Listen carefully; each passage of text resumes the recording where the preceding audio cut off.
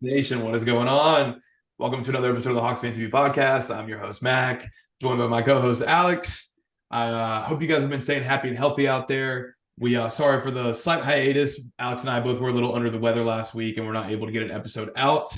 But now we are back. I would say we are back and better than ever, but being Hawks fans, I don't know if I can say that right now in the current state, but that's okay. It's a long season. Obviously, the Hawks are in a little bit of a skid right now, losing four of their last five. A couple of those games, a few of those games even, to some of the better teams in the league. So it's not anything to get too upset about. But obviously, when you're losing that many in a row, it is not that fun. And that one win did come against and I mean, no disrespect to this, the pretty lowly Spurs. They're a 3-win team at this point, so not a team that you should be hanging your hat on when you beat. But it's been tough, man. But honestly, there's still been plenty of good signs, for lack of a better term, that I've seen throughout the last few games. We'll kind of get in that a little later in the episode. But first, man, Alex, how are you feeling, man? Yeah, it's been a rough stretch, like you mentioned, Max. So, not the results that I'm sure many Hawks fans were hoping for. As you mentioned, losing four out of your last five certainly isn't a good recipe for success or happiness if you're a Hawks fan. Um, and the really the reality is we just got to get wins, man. Like being where we're at, 2 games under 500, 9-11 now at this point in time. And then, when you look back at the previous 2 seasons, how we were pretty much battling to get to 500 or a little over 500. Some days we would be, a couple games under 500. And it's been, a little tiring, and I'm sure Hawks fans have felt the same way.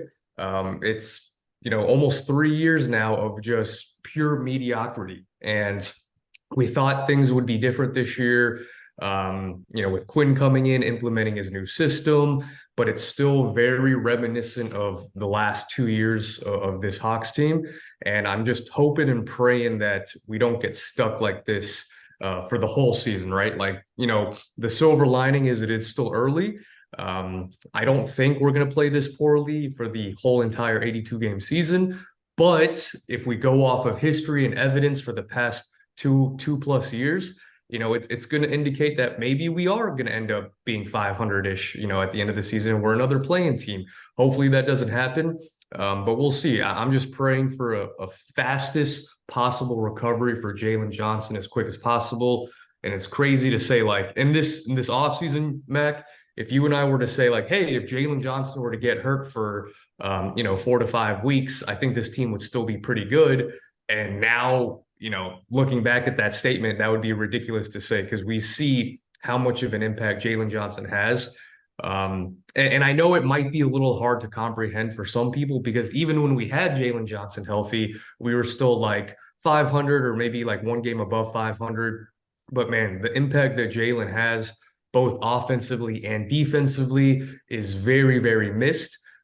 We had a live show yesterday after the game. And Mikey, one of our other team members, mentioned this on the show. And he said, when you look at the roster, right, when you look at our big guys and our forward spots, you have DeAndre Hunter who can play perimeter defense, or at least that's what he's known for. And you have Clint Capella who can rebound and rim protect. And you have Onyeka Okongwu, who's a versatile defender who can switch on multiple different positions. And then you have, Bogey and Sadiq Bey that can be a spark plug off the bench and score points when, in crazy spurts. But all of those guys have very specific roles, right? Everything that I just mentioned, there's only one player on this team that can pretty much have all of those capabilities into one body, and that's Jalen Johnson, right? His defensive capabilities, his ability to switch 1 through 5, his rim protecting, his weak side help protection, his ability to lead the fast break, lead in transition, pass the ball, play make, etc. That's Jalen Johnson. And he is also our best perimeter defender. And when you're going up against, other opposing teams that need a big 6'9" wingish type of defender or a big man defender, that's what Jalen Johnson can provide. And we're missing that pretty badly. So it's been tough, but brighter days are ahead, Mac. Yeah, no, that's our mantra, man. Brighter days are ahead. It's a long season. We'll go down the list. But no, man, I couldn't agree with you more. Jalen being gone is clearly a huge hole for us offensively and defensively. Um, as you said, he's so versatile on both ends that it's hard not to miss someone like that. I think the only thing that kind of it doesn't frustrate me, but I remember recently Sadiq Bey, he said we're the deepest team in the league, and at the time I honestly was like, I think I might have to agree with him. For us to lose one player and it seemed to affect us that much, like it's kind of like, well, are we the deepest team in the league? So it's just I don't know, man. It's been rough, and like we'll kind of go down the 5 games, right? The Celtics game, I think that was a pretty hard fought game, honestly. They didn't whoop us. They were up by 19 at one point, then we went on a 13 on a run with Bogey just hitting insane shots like he always does. Like you said, he can score so quickly.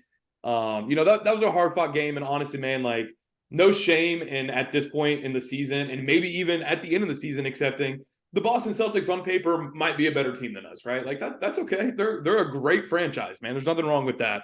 Losing the Not a great Cavs, franchise, but yes, they are a good team this year. I will agree. right. You'll never hear me utter praise from the Celtics. I hate that. I hate that.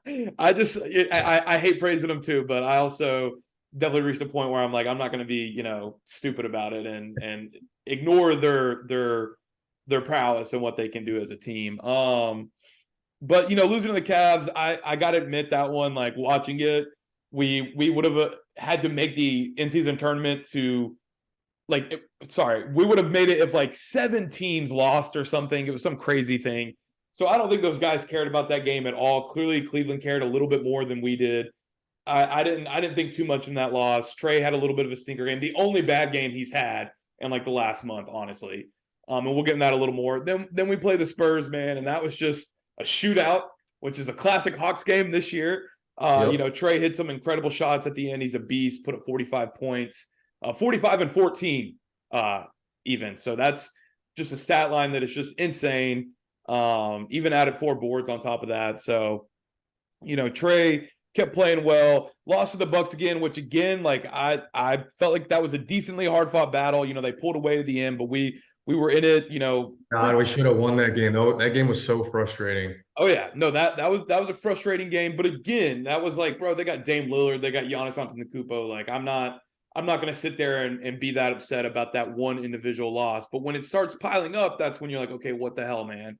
And then last night against the Nets, no disrespect against the Nets. That's a team that we should beat. That's a team that on paper, I do think we have a better and deeper roster than. We should have a better coach than. Quinn is a more proven coach than Jock is. And that, again, no disrespect. That's just reality, man. There's, that's how these things work. And, I do think we showed defensive improvements in that game, especially Trae Young. He didn't get accredited with the steal at the end, but that was a steal at the end that easily could have ended up winning the game for us. We obviously lose this game by a single point, and it was a tough one. But honestly, man, I agree with what Quinn said in the post-game presser, where it's like, I think there was a lot of signs of improvement in that game. And the thing about it with that 1-point loss to the Nets, right? If we win it by 1 point and we get that win, and now, we end this little, losing streak that we're on, or, this skid that we're on, I honestly can tell you personally, at least, and I'm sure a lot of other Hawks fans, the vibes would be a lot different right now, man. It'd kind of be like, all right, we're getting back on track. So with that being said, man, the 1-point loss sucks. It's obviously the closest loss you can have in the game of basketball. But I got to admit, man, I feel good about it. The only thing that gets me worried is the gauntlet of a schedule that we have for the next 5 games. We got the Sixers next, the Nuggets after that, 2 games against the Raptors, which the Raptors just seem to be one of those teams that just kind of have our number at times. And then we play the Cavs again. So I think this 5-game stretch is going to be quite the test for us. And I mean, I got to be honest, if we come out of it losing 4 or 5 or 3 or 5 or something, and are sitting at a, what would that put us at? Maybe a 10-15 record, 10-16 record or something like that. I got to admit, man, the season is going to be quickly slipping through our fingers at that point. So this next 5 games is crucial for us. But to kind of get into one positive thing, and wasn't the most perfect segue there. Trae Young has been playing incredible recently. Like he truly has on the offensive end and defensive end. I remember recently he said something about defense that, truly at the end of the day, playing defense in the NBA is just an effort thing. And when he said that, I didn't really take it as that, oh, that's proof that he wasn't putting in effort before. I think it was obvious that Trae was always putting in effort on defense. He was just a little bit smaller, and maybe the defensive IQ wasn't there yet, right? Now, I kind of took that comment on the effort as that he's just taken it to the next level of effort, man. He's realizing, bro, I got to, excuse my French, I got to be busting my ass on defense. Like, I got to be attacking the ball. What I can do is I can get my hands in there and get those steals, and that's what he's been doing this year, man. Trae Young cookies is quite a common thing this year. So, I could get into the offense, but first I did want to compliment him on his defense, and I got to say, man, Trae Young is looking like that dude again. Yeah, I mean, Trae, like we never expect, like even coming into the draft, like we all knew Trae was never going to be this all elite, all NBA type of defender, right? You physically cannot be a good defender or a great defender in this league at that size, right? Barely over 6 feet, 170-ish pounds. You just can't going against like these bigger bodies in the league. But we always hoped and prayed that Trae would give that maximal effort and just be a pest on defense, kind of like how AI was, right? Like AI some years led the league in steals. He won Defensive Player of the Year award in college, and he was very similar to Trae's build. And that's because he was poaching the passing lanes and just being a pest, getting his hands in the cookie jar as much as possible. And it's bode well for us, right? Like we see the effort. Like last night was one of Trae's greatest defensive performances ever. And he held Spencer Dinwiddie to like 26% shooting from the field. Like Spencer Dinwiddie hit a couple of lucky shots in the fourth quarter, but he still held him to 5 of 19 shooting for the entire night. And that's like with zero help. Like literally, that was one of the few games that I've ever seen where the Hawks just let Trae stay on an island and like lock up his man one-on-one, right? And that's exactly what Trae Young did. Like Spencer Dinwiddie's, and I even saw a play where Trae Young was literally holding down Mikal Bridges on the perimeter at the top of the key, just giving him fits, right? And so that's always what we had hoped for Trae, and he's finally doing it this season. And when he gives that type of defense, that is good enough to win a lot of basketball games as long as the other players on the team are doing their role. But like Trae Young, from a defensive standpoint, played great. And it's crazy to say, but since Jalen Johnson has left, has been injured, like you could argue Trae has been our like best or second best perimeter defender on this team. And that's crazy to say. And if Trae Young is your best or second best perimeter defender night in and night out, that says a lot about the other guys. So it sucks to see us lose that game just because you see the effort from Trae on defense. You saw that big step back three that should have been the game winner. I don't know how Mikal Bridges hit that shot over DeAndre Hunter, which was good defense. I saw a lot of people on the timeline saying that like Dre got cooked on that last play from Bridges. And it's like, dude, what more do you want him to do? Like he was literally like an inch away from fouling him. I was going to say, you want him to foul him? Yeah, it's like that's how closely he was to contesting that shot. And he hit a fadeaway contested, jumper over DeAndre Hunter. Like you just got to tip your hat and be like, all right, good shot. Damn, like good, great offense always beats good defense. So we'll see what happens, but we need just this team needs to lock in. Some nights it's the offense, some night it's the defense. Like last night, it wasn't the defense, right? For the most part, the Hawks played pretty solid defense. There were a couple of slip-ups in that game where like we let some backdoor screens get to us that just can't be happening. But for the most part, I mean, the team held the Nets to 115 points. If you look at the last like 7 games we've played, we've given up 120 in like 6 out of the 7 meetings. So holding a team to under 115, our offense just wasn't there. Like we just didn't score enough points, which is like the complete opposite of what we've been doing. We can score a lot. We just can't get a single stop. And last night it was frustrating because we finally got some stops and moments, but we couldn't convert and make buckets when it counted. Also, for the record, that was a foul on DSJ for impeding Trae's obstruction of view and like knocking him off his path, like he was literally falling back and had to hoist up a prayer, which it almost went in, which is the crazy part. But yeah, man, it was tough.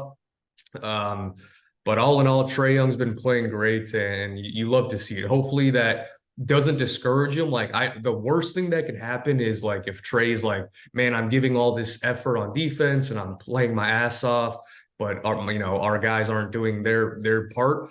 And hopefully he doesn't lose that fire on the defensive side as the season prolongs, because it's not translating to wins. So hopefully he continues that and they see it through and they just continue to build and get some wins, because winning cures all. Oh yeah. No, I couldn't agree with you more. And that was actually something that I was even going to say myself, is that, well, we don't know Trae personally. So saying like, we don't want him to lose like that tenacity on the defensive end, that's purely speculation. But I think it's a fair speculation, because, they're human beings out there. They're not robots. And if you're putting in that kind of effort, like, not to talk about myself, I just lost some flag football again last night. And by the end of the game, me and my team, we were not putting in much effort, because it was just like, dude, we cannot win a damn game. So, that is what the mental of, aspect of playing sports is that, if you're not winning, dude, it's not fun. It's just not. So I think Trae, how well he's been playing, just again on the flag football, we lost the week before, but I scored 3 touchdowns, and I remember not feeling that bad, because I was like, yeah, we lost, but it wasn't because of me. So maybe there still is some positivity in Trae's mindset right now, like, hey, whatever, man, I'm balling right now. I'm going for that all NBA. So which is going to be hard this year, man. There's a lot of good point guards, especially even in the Eastern Conference this year. But Trae Young is still at the top, man. He's still at the top in my mind. And real quick about the DeAndre Hunter play, like, that was great defense from Dre. Like, Mikal Bridges has that in his bag. He does. That little mid-range, get to that spot, and if he gets you to that spot as a defender, that's not bad defense. That's just better offense, man. Like, it just happens. But whatever, we got to remember, not every single Hawks fan is an expert. So, but yeah, man, I think the next 5 games again is going to be a huge test for us. Trae Young in the last 5 has been averaging 30.6 and 10.4 assists a game. So if he can keep that up, man, I honestly think, especially with the way he's been playing defense, at the very least, he'll get that all-star nod, and hopefully we'll start winning some games and it'll translate to wins. Our next couple games coming against probably two of the top 5 teams in the league, even with the Sixers and the Nuggets. It's going to be quite a test, but, the Hawks historically, normally play pretty well against the better teams in the league. So, I could definitely see us pulling off a couple wins against these juggernauts that we got coming up soon. But, I'll end it on this, or wrap it up on this rather. The play of Trae Young, the absence of Jalen Johnson, and honestly, the inconsistency of DeJounte Murray and DeAndre Hunter. And that's not me throwing any shade. It's just, go look at their stats. They're a little inconsistent. I think those 3 factors, as long as those change and improve or stay the same, because Trae just needs to just keep playing well, man, we can be a great basketball team. I think that's the most frustrating part about this, especially anybody who has been watching the game long enough, especially the Atlanta Hawks, knows, like, dude, this is still one of the better constructed rosters we've ever had. Quinn Snyder on paper is still one of the better coaches we've had in the last 25 years. I don't know. It's a little upsetting, but I got to admit, my spirits are still oddly high, because I know this team can be great. And I know as long as we can tap into it and consistently tap into it, we will do that. And, next 5 games are going to be quite a test, man, but that's the NBA, So it's going to be fun, and we'll see what happens. We'll see what happens, man. I think, yeah, I know it's hard, 9-11 this point in time in the season, but it's still early, and I'm gonna keep saying that, and probably until we record our episode, like maybe like in mid-January, late January, but it's still early. Like, we're not even a quarter of the way through the season. Actually, I guess technically we are, but hey, we still have like 70% of the season remaining, so we'll see what happens. And yeah, I mean, I'm with you, Matt. I think even though we're 9-11, I still feel weirdly optimistic, like this thing is going to Exactly. turn around. Like there was teams last year, like the Knicks were 12-12 after their first 24 games or 22 games or something like that. Yeah, 24. And they ended up being a top 5 seed, top 6 seed, something like that. So things can turn around quickly and let's just hope for the best, but still at the end of the day, expect the worst so that way we don't get let down. But I'm still oddly optimistic. So here's to that. Oh yeah. No, I'm right there with you, brother. Yes, Um, sir. so at the another mantra, hope for the best, expect the worst. That's the Hawks, baby. But we'll wrap up this episode on that, guys. As always, thank you for the support and thank you for listening to the podcast. Be sure to follow us on Instagram and X at HawksFanTV. That's where you'll find a bunch of cool content. The spaces, as Alex mentioned, those are always pretty fun. Be sure to check out our website, HawksFanTV.com. That's where you'll find all the articles and other cool content as well.